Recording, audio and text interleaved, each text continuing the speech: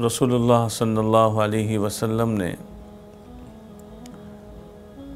اس امت کے لیے جتنی قربانیاں دی ہیں وہ کسی سے مخفی نہیں۔ پوری کائنات انسانی کو اٹھا کے دیکھا جائے تو امت کے لیے سب سے زیادہ قربانیاں دینے والے حضور اکرم صلی اللہ علیہ وسلم ہیں۔ آپ علیہ الصلاۃ والسلام قیامت تک آنے والوں کے لیے ہدایت اور رحمت بن کر آئے تھے، اور آپ نے ساری انسانیت کو ایک بہترین پیغام عطا فرمایا، اور وہ ہے دین اسلام کا۔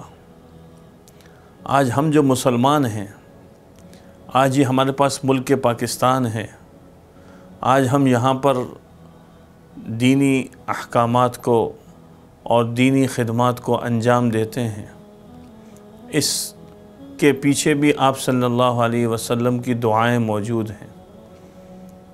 اللہ کے رسول صلی اللہ علیہ وسلم نبوت کے 10ویں سال طائف تشریف لے جاتے ہیں، اور وہاں کے لوگوں کو آپ نے دعوت دی۔ وہاں کے جو سردار تھے ان سے ملاقات کی، انہوں نے آپ علیہ الصلاۃ والسلام کی دعوت کو قبول نہیں کیا، بلکہ شریر لڑکوں کو پیچھے لگا دیا، اور انہوں نے آپ صلی اللہ علیہ وسلم کو تکلیفیں دیں اور پتھروں سے آپ صلی اللہ علیہ وسلم کو زخمی کر دیا۔ اس موقع پر آپ علیہ الصلاۃ والسلام کے ساتھ آپ کے آزاد کردہ غلام حضرت زید بن حارثہ رضی اللہ عنہ بھی موجود تھے۔ تو یہ جو سفر 60 میل کا سفر، جاتے ہوئے بھی پیدل اور آتے ہوئے بھی پیدل تھا، اور اس میں کیا تکلیفیں اٹھائی ہوں گی اس کا اندازہ کیا جا سکتا ہے۔ ہم سے تو صرف 60 قدم چلنا مشکل ہے، اور ایک شہر سے دوسرے شہر جانا اور اس طرح دین کی فکر کرنا۔ اب جب قبیلہ بنو ثقیف جو طائف میں رہتا تھا، انہوں نے آپ صلی اللہ علیہ وسلم کو تکلیف پہنچائی، تو آپ علیہ الصلاۃ والسلام جب واپس پہنچے تو آپ کچھ دیر تو آپ نے آرام کیا، کچھ بے ہوشی کی کیفیت بھی تھی۔ جب افاقہ ہوا تو آپ نے دیکھا کہ آسمان پر کچھ بادل نما آیا ہے۔ دیکھا تو حضرت جبریل علیہ السلام تشریف لائے، اور انہوں نے آپ صلی اللہ علیہ وسلم کو بتایا کہ آپ کا یہ جو معاملہ جو آپ کی قوم نے آپ کے ساتھ کیا، اللہ رب العزت نے اس کو دیکھا بھی اور سنا بھی، اور اللہ نے ایک فرشتے کو بھیجا ہے جس کو اللہ تعالیٰ نے یہ طاقت دی ہے کہ وہ یعنی اس قوم کو ہلاک کر سکتا ہے۔ تو آپ سے اس فرشتے نے بھی عرض کیا کہ آپ اگر کہیں تو میں ان کو جو ہے نا آپس میں ملا دوں۔ آپ صلی اللہ علیہ وسلم نے فرمایا کہ نہیں، بلکہ آپ نے فرمایا کہ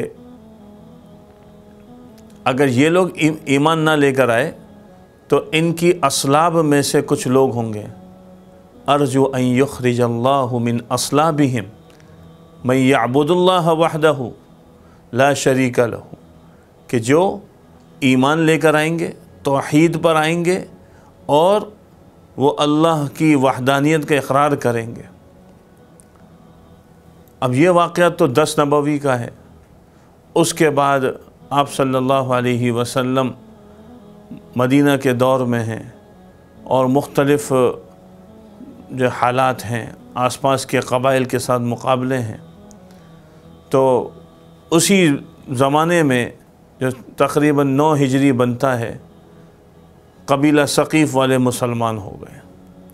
آپ صلی اللہ علیہ وسلم کی دعا بھی تھی، اللہم اہد ثقیفہ، کہ اللہ قبیلہ ثقیف کو ہدایت عطا فرما۔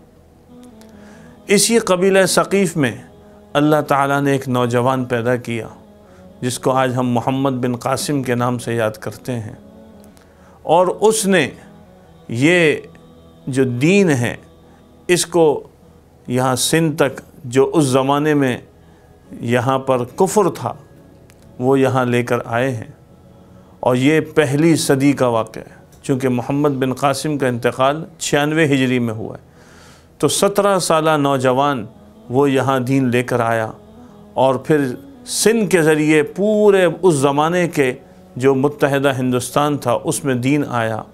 یہ لانے والے محمد بن قاسم ہیں، اور یہ بنو امیہ کا دور ہے۔ آج ہم جو مسلمان ہیں، آج ہم اہل پاکستان ہیں، ہمیں اس پر اللہ کا شکر ادا کرنا چاہیے۔ حضور اکرم صلی اللہ علیہ وسلم کی شان میں کثرت سے درود شریف پڑھنا چاہیے کہ آپ کے احسانات اتنے، آپ کی اس دعا کا اثر ہمیں یہ ملا کہ آج اللہ نے ہمیں اس دعا کی برکت سے یہ خطہ ارضی عطا فرمایا جہاں اسلام کا بول بالا ہے۔ آج پاکستان یہ حضور صلی اللہ علیہ وسلم کی دعاؤں کا ثمرہ ہے، آپ کی دعاؤں سے عطیہ ہے، اللہ کی طرف سے نعمت ہے۔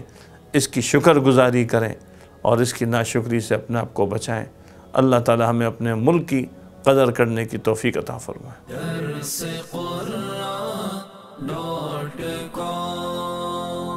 www.darsequran.com